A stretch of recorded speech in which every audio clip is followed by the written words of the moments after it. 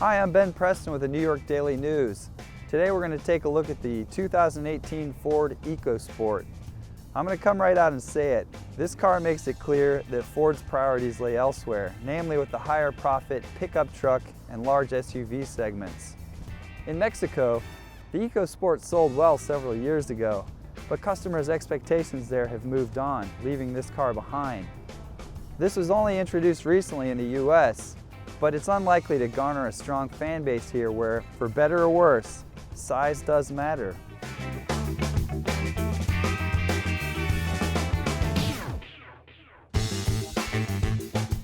When you look at it from the front end, the EcoSport has a good aesthetic. It's got that fake Ford Aston Martin grille that looks good. The Kinetic Design 2.0 looks great. But when you view it in profile, it kind of looks like they took a real car, the front end, and then just sort of tacked on a little tiny stub of a back end of a car. It's a small car. I mean, I get it. That's the segment, but it really cuts into cargo space and rear seating room. Not everything about this car is terrible. It's very quiet in here, which is kind of rare for a small car. The doors are double sealed.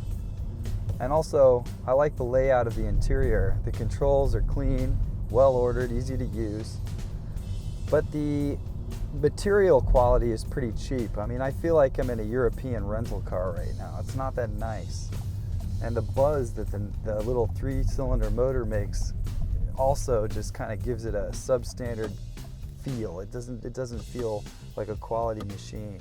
From this circa 1990s tiny sunroof to these square seats to this old school shifter, you know, some of the things feel new and other parts of it feel like Ford said, well, whatever, this is good enough for a developing market.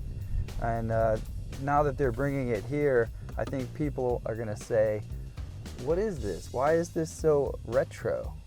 And not in a good way retro. Like every Ford, the EcoSport comes with Ford Sync 3, works fine. They fixed all the quirks, all the problems. I really like this sort of tablet-esque control panel. Definitely nice to have knobs. All the controls are convenient. They're easy to use. They make a lot of sense. I really had no problems with the controls. For me, if the controls are unnoticeable, they're perfect. I mean, I don't have to think about it to operate this climate control system. There's the temperature, there's the fan. I don't have to flip through menus or anything like that. Same with the radio. You just hit the audio button, boom, you're done. There's the tuner, there's the volume, there's the off button. Great. Everything here is just like in any other car. You have your cruise control, audio controls, menu control. It's easy. I had a real problem with the rear tailgate. When I first got the car, I couldn't find the button to open the rear hatch. Yeah, I looked around, I looked underneath the lip of the license plate display window, I looked like under the tailgate. Finally I had to break down and look in the owner's manual. It's in this little pocket that you can't see in one of the tail lights, and then the door swings sideways. So even though this is a small car and should be good for parking in tight spaces in the city, only if you don't have to get into the back, because the rear door swings so wide that you can't access the rear without having a lot of space between the back of this car and the one in front of it. If you have a rear hatch, chances are pretty good that it'll clear the car behind it and you can park pretty close still. Not the case in this one.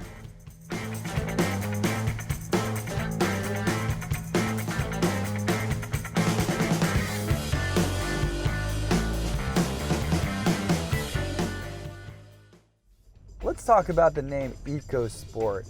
I find that to be boldly misleading because this car is neither eco nor sport.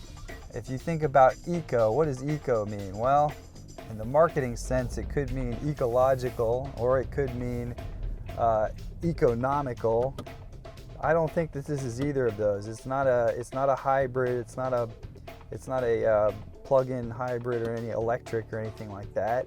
And economical, not so much. I mean, this little car gets 30 miles to the gallon on the highway, but this is a small car. It should be getting more than 30 miles to the gallon.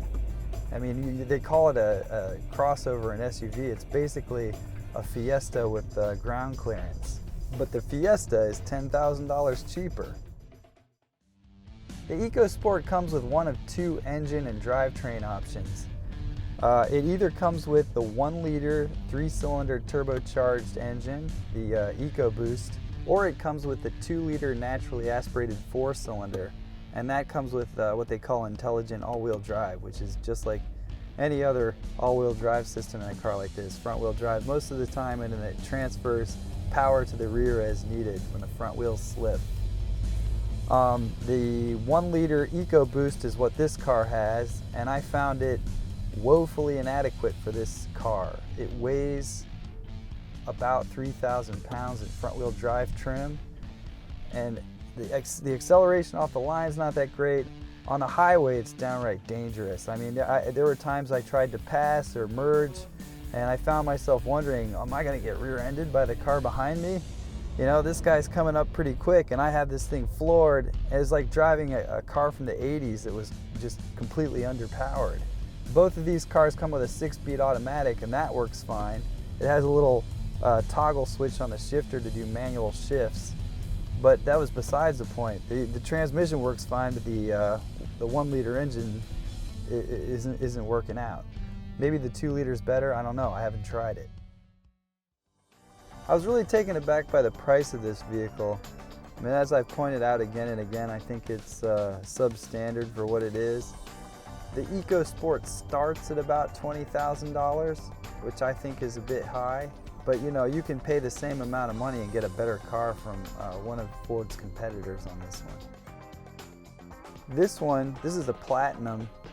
It starts at almost $26,000, and I think that's ridiculous. I mean, if you need all-wheel drive, this doesn't even have it. So just because you like sitting high, to me, doesn't seem like a good reason to buy a car that costs $10,000 more than a Fiesta, which does the same thing as this does, with about the same amount of space and maybe even a little more for a lot less money. I think it's great that Ford has decided to fly in the face of profit motivation and wade into the subcompact crossover segment. This car, however, falls short of other models on the market. Anyone looking for a car of this size would be better served to look at models like the Mazda CX-3 or the Honda HR-V. This car cuts too many corners to be a good option. Unless we're talking about really cheap lease payments, Americans have come to expect more from their small cars. I'm Ben Preston with the New York Daily News. Thanks for watching.